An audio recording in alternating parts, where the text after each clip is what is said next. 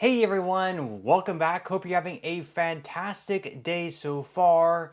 So a new proposal is calling for $1,400 catch-up stimulus payments for all Social Security beneficiaries. In today's video, we are going to be covering everything that you need to know. But before we go ahead and dive into for today, if you would like to explore potential huge savings on your Medicare plan, then you might want to consider giving Chapter a call today with that number up there on the screen.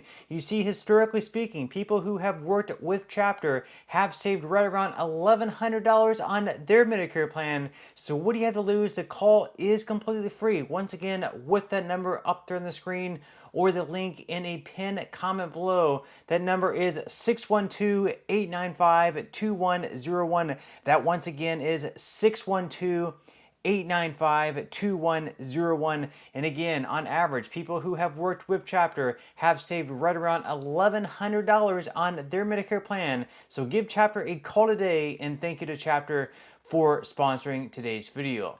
Okay, so diving right into it for today. So once again, a $1,400 one-time catch-up stimulus payment has been proposed. This will be going to all Social Security beneficiaries. This is mostly due to the fact that the cost of living adjustments over the past several years have, quite frankly, not really kept up with inflation. I mean, think about the COLAs you have been receiving over the past several years, or since you started receiving Social Security, and whether or not you believe what you actually receive, whether that's 2.5%, whether that was 5%, or whether that was a few years ago where you received the 8.7% cost of living adjustment, was that really keeping up with inflation? Even the 8.7% one, was inflation only 8.7%, or did you see inflation, the prices that you were paying at the grocery store, everywhere else?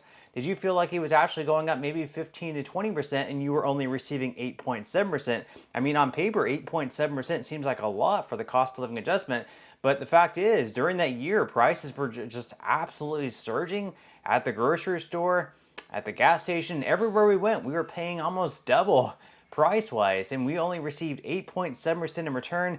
That is why this one group is now proposing a one-time catch-up stimulus payment for the lack of COLAs, the terrible COLAs that have been taking place over the last several years. The $1,400 would supposedly make up for that. So you can see up on the screen here as far as what the predicted COLA is for 2026. They are showing right now the predicted COLA is 2.6%. Now we do have a very important date coming up in just a couple of days on August 12th. On August 12th, we are going to know what the inflation numbers were for July. And basically what we're going to be doing for the next cost of living adjustment is we're going to be taking the inflation numbers for July, the inflation numbers for August, and the inflation numbers for September. And in October 15th, I believe, is the exact date, if I recall correctly. On October 15th, we will know exactly what the cost of living adjustment will be looking like. But right now they are projecting 2.6%. However, that has been trending upwards over the past few months. So this might actually be as high as, let's say, like 2.8 to 3%. We will have to wait and see. Now they say that from a historical perspective, the predicted 2026 COLA would rank 31st among the COLAs implemented since 1977, which was the first year that the SSA began calculating COLAs based on the CPIW. The last COLA implemented in 2025 currently ranks 33rd. You can also see how the 2026 prediction compares to the last 10 COLAs in figure 4 below. So you can see all the way back in 2016, there was actually no cost of living adjustment at all. That's because there was no inflation that took place. And I believe prices actually went downwards slightly.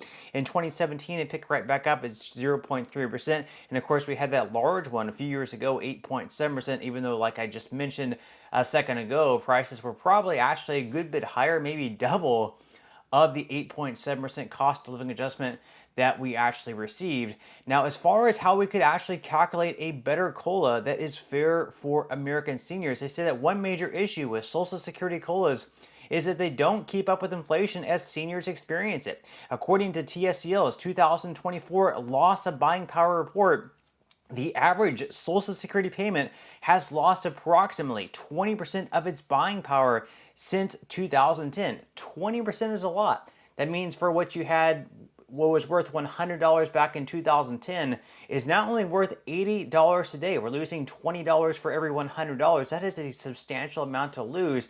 just because the cost of living adjustments are not keeping up with inflation. We're not receiving what we should be receiving compared to what we paid into the system all of these years. Now they say that why do COLAs fail to keep up with seniors' economic experiences? A lot of it has to do with the economic indicator the government uses to calculate the COLA. They say that right now the government calculates each year's COLA by taking the average of the Consumer Price Index for urban wage earners, or the CPIW, from July to September of each year. The CPIW is a price index published monthly by the Bureau of Labor Statistics that measures the cost of more than 200 common household expenses grouped into categories such as housing, food, and transportation. The problem is that the CPIW measures changes in prices for urban wage earners whose budgets look a lot different than a typical senior's. One alternative to calculating COLAs with the CPIW would be doing so with the CPIE, or the Consumer Price Index for the elderly. And although this price index, also published by BLS, uses the same inputs as the CPIW, it actually weighs them differently to look more like a typical American senior's budget. So obviously someone who is the age of 70 is going to be spending their money quite a bit differently than someone who is, let's say, like the age of 25 or 30. Someone who's, 70 might be spending a lot more on healthcare expenses versus someone who's only 30, and other things like that. So you can see up on the screen how they actually would weigh these things differently. So we'll just take a look at housing. Housing, as far as CPIW goes, it weighs it at 41.932. For CPIE, it weighs a little bit higher. Then we look at something, let's take a look at medical care, for example. For the CPIW, it only weighs it at 6.946, whereas with CPIE, it weighs it at 11.296. And then we can take a look at transportation. Transportation is weighed higher as far as CPIW goes. So they say that the CPIE reflects that in general, seniors spend more of their budgets on housing, medical care, and to a lesser extent, recreation than people who live in cities and earn their income by working. Meanwhile, it shows that seniors tend to spend less on things like transportation, food, and beverages, education, and communication and apparel. That's not the only place where the CPIE differs from the CPIW, though. Over time, because it emphasizes expenses in different parts of a person's budget, the CPIE has generally recorded higher inflation than the CPIW. So again, over the past several years, the CPIW, for what they're being using as far as inflation and the cost of living adjustments go, they have just not kept up with inflation. So even if they switch this over to the CPIE, what about the last 20 years where someone has been receiving Social Security, but their cost of living adjustments have not kept up with inflation? So they've lost all this buying power over the past, couple of decades, or even over the last 5 years.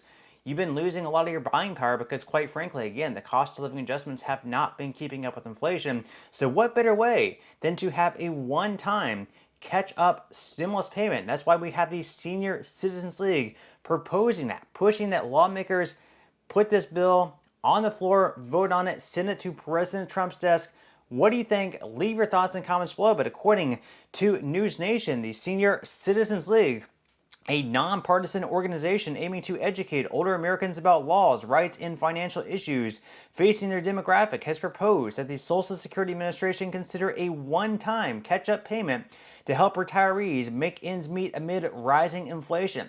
The catch-up payment, also referred to as the make-up payment by the Senior Citizens League, would ideally be paid to Social Security beneficiaries in addition to next year's cost of living adjustment, the group hopes. So maybe, let's say for instance, there ends up being a 2.8% cost of living adjustment in 2026. So let's say you receive like a $55 per month increase. Well, on top of the $55 extra that you receive, what if they also deposited an additional $1,400 in your bank account? That would, maybe that would make up for the lack of cost of living adjustments that you have not received over the past 10 years. Maybe it would, maybe it wouldn't, but I don't think a lot of people would complain about an additional $1,400, a one-time makeup payment. Leave your thoughts and comments below. Now they go on here to say that $1,400 is how much the TSCL would envision the payment being. And while TSCL advocates specifically for seniors Benton said the organization would be thrilled if everyone on Social Security could also receive a special boost that would include people on disability as well as SSI, and a representative for the Social Security Administration did not return a request for comment on the proposal. Makeup payments aside, the majority of seniors surveyed by TSDL's recent report still believe there are fundamental problems with how the Social Security Administration attempts to mitigate the effects of inflation when it comes to yearly benefit increases. That again would be maybe a switch over to CPIE in addition to these one-time makeup payments of $1,400. But what do you think? Would $1,400 be enough for you? Would you be satisfied? Or do you think that should be even more than that? Maybe $2,000, maybe double that at $2,800. Leave your thoughts and comments below, but that's all we have for today's video, and I will see you in the next one.